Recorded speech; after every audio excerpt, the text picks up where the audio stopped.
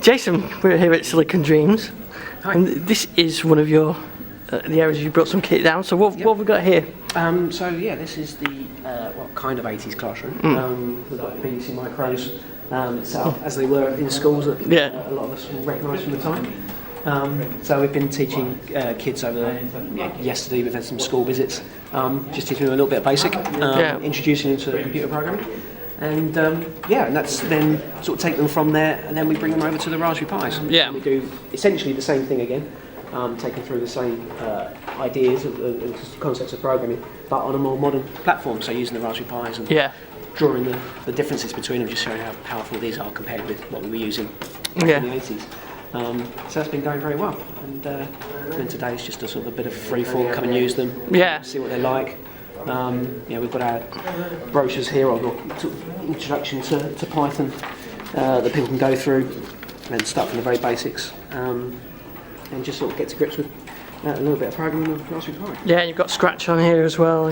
Yeah, absolutely. So how do you find this sort of the kids' reactions then when they come and they see this kind of kit? Do they think it's like some kind of dinosaur era technology, or did you find they actually really get into it? Yeah, no, they're really into it. I mean, they're quite intrigued. I mean, these machines are, twice as old as they are. In many cases, sometimes more. I mean, they love the fact they're so immediate. So you turn it on and it's just there. Let's start programming. No booting up, no nothing else. So, but then they get into start writing these basic, simple programs. And they start to ask, so what else could these do then? If this is what they're doing, and when they realise they could do word processing on there and databases, and we didn't go on the internet, but we had bulletin boards and things like that. They're a lot more powerful than they thought they would have been. Yeah. So, but it's that when they come over and start doing the Raspberry Pi stuff, then that is them more used to that. Yeah. And it's a little bit more sort of familiar to them, and so the spark that they have is far more than the Raspberry Pis. There's a really good place for still using the BBC Micros to introduce the concepts of programming, because a lot of kids just have no idea that you can even program a computer. They just use them like the telly and that's it. And with these, you switch them on. You're at the basic prompt, and you start programming. Let's go. Straight away. So no, it's good fun. And if they're a little bit ahead of the things we're showing them, then the manual's right next to the machine. Yeah. Take the manual, write a program. Which is all we did. As kids. I was never taught how to program. You just pick up the manual. And let's try this draw command and see what that does.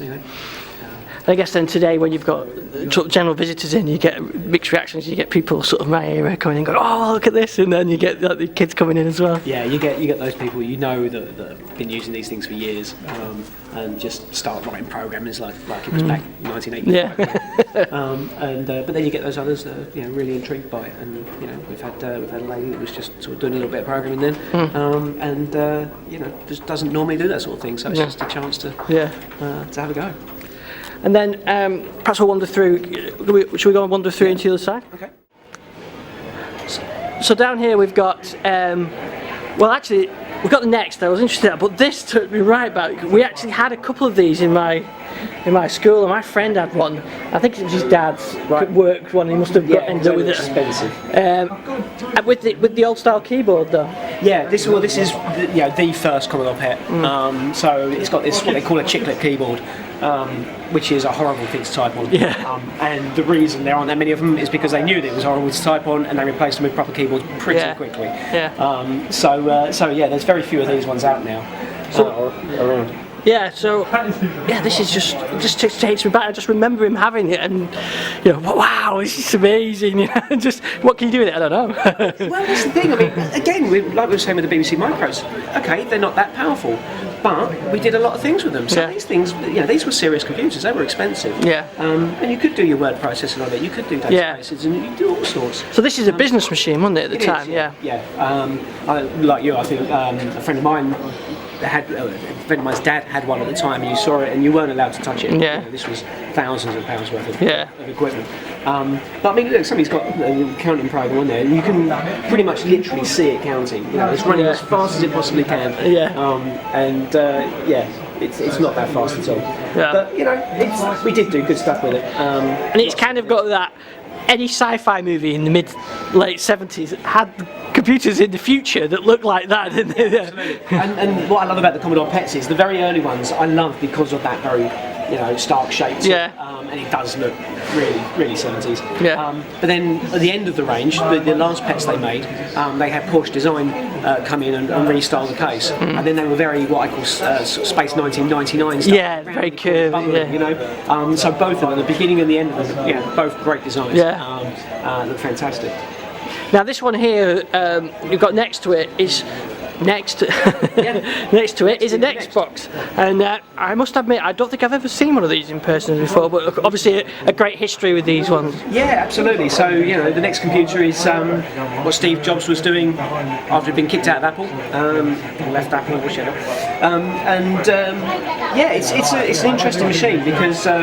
One obviously it's classic Steve Jobs creating a machine that was, you know, in quotes perfect, but is incredibly expensive to get there. So you know, he thought this was going to be, you know, the future, but it was just too expensive for a lot of people to be able to afford. But at the end of the day, you know, when he did go back to Apple, he took a lot of the ideas, you know, from this system. And Apple indeed brought out the operating system, and it went on to shape what Apple did later. But also, you know, the Next Cube is the machine that Tim Berners-Lee used to develop, you know, the World Wide Web. So you know, there's a lot of so this is really the internet, really, or the web, I should say. Was developed on a machine like this. And when you look at this machine, you can still see the Apple look, the feel. Even if you put a brand new MacBook next to it, you can kind of get this. You can see where the history comes from. Absolutely. So no, it's for me, it's quite an significant machine. It's built incredibly well. These things are solid metal case there. So good machine. Now, obviously, you've got some other machines that are probably a bit more familiar. We've got VIC-20s. Friends have one of them. Always a bit of a poor relation with the. You're one of them. Yeah, I mean, I had the VIC-20. In fact, I had several because they all kept going wrong. No, again. I think they were good machines. They were relatively low spec, but good price. The poor man's Commodore 64. Exactly. And then we've already seen. This is the third Sam I've seen now. So now normally you don't see these very often, but we've got a few. So on previous videos to this, you might have somebody watching the videos in August. You'll see a couple more we've got here. But nice machine. It's just different. British machine. In my opinion, fairly kind of terrible design to it, so the ergonomics. Horrible looking. But you know, hey, it's British. It's definitely an interesting one.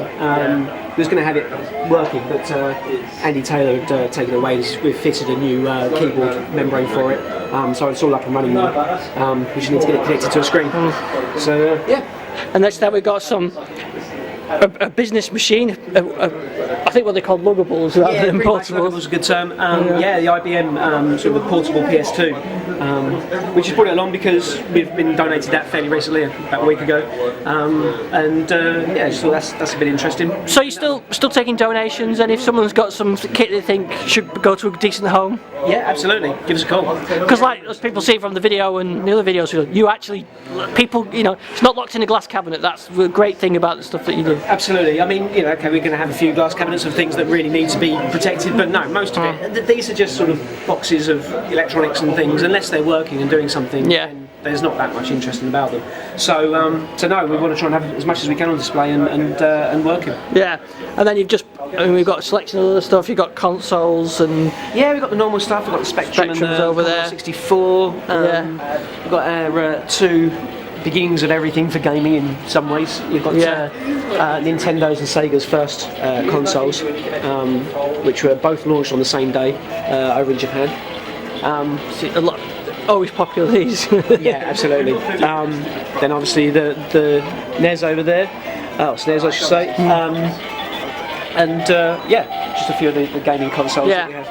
So people don't know us for more being involved in the gaming side of this so much, but we've got a huge number of consoles and things. Now up here we've got a couple of my personal favourites, Spectrum. Well, later Spectrum, but the Amiga 1200 and the ST, kind of two rival machines. I was trying to explain to my kids, it was a bit like Apple or Android, wasn't it? Atari or Commodore. And all the playground arguments about which ones were better. Yeah, and the Spectrum, we've got a little upgrade in there, so all the stuff's stored on SD card. Or CF card, I should say. I keep meaning to do that. Now, we were looking at some of this, so you don't just have sort of computer items, these obviously are non-computer items, but they fit with the whole sort of museum philosophy. Yeah, I mean, we're kind of building up on this a little bit. It's in parallel to the museum, so it's kind of more of a gadget museum, I suppose, but what we do, as we're building the museum, we're going to be setting these things up so that you've got other things that just give you an idea of what the time was like. So, go back to the 60s, and this is the sort of thing that you were using. People were typing out letters and sticking them in the post, something that just doesn't happen much anymore. And then sort of various little handheld games over there and TVs at the time. Yeah, and including a Sinclair TV as well. Yeah, an all handheld Sinclair TV. Funny, talking about that typewriter, my son said before, he said it was quite good because you don't have to print your document when you finish typing it. It's already done. I know. So, it's quite interesting, really, that how my kids sort of look at these things, because you just don't think of them. So printing something out is a hassle. Does that still work? It does still work, but it has there's to very little. An adapter. There's no. The batteries are all dead now, and they're really weird flat batteries that go in the. I guess there's not much UHF transmission either anymore. No, like the TVs we've got working, we have to sort of convert the signals into RF. And then a Sinclair calculator. Yep. I quite like that little bit. I like Sinclair. I like his design philosophy. Technically, it's flawed. There's too much electronics in too small a space. He is our Steve Jobs when it comes to the way things look. So I have a lot of time for that. Yeah, and you've got the consoles as well. I mean, it's great stuff. It's great seeing this stuff out and being able to play with and like I say, if it is just out and not working, then it's interesting. You've got to be able to see what these things are, especially for kids. Yeah, we can remember what they were like, but kids, you've got no idea. So you moved into your new place now. You're about to have your official opening. Yeah, we're gonna soft launch. We open on the 27th of July in Cambridge. Right. So that's only not that long away now, and we'll be opening the doors. There's going to be no sort of singing and dancing. We'll just see how it goes, and then hopefully once we've built it up more, because at the minute it's just not finished. We need to get more funding in. We need a lot more time on it. So hopefully people will come and visit it as a continued preview, as it were. We'll just keep building up and up, and when we're ready and we can get somebody in there to open it for us, we'll do that probably next year. I would have thought. There's no major rush. No. We want it more presented than it is right now. Yeah. So where's the best place to go then? For I know you want donations or computer donations, cash donations, or just to go and have a look. Take all of it. Go to the website www.computinghistory.org.uk. All the contact details are there. Excellent. Well, thanks for a fantastic demonstration, and thanks very much. Okay. Cheers.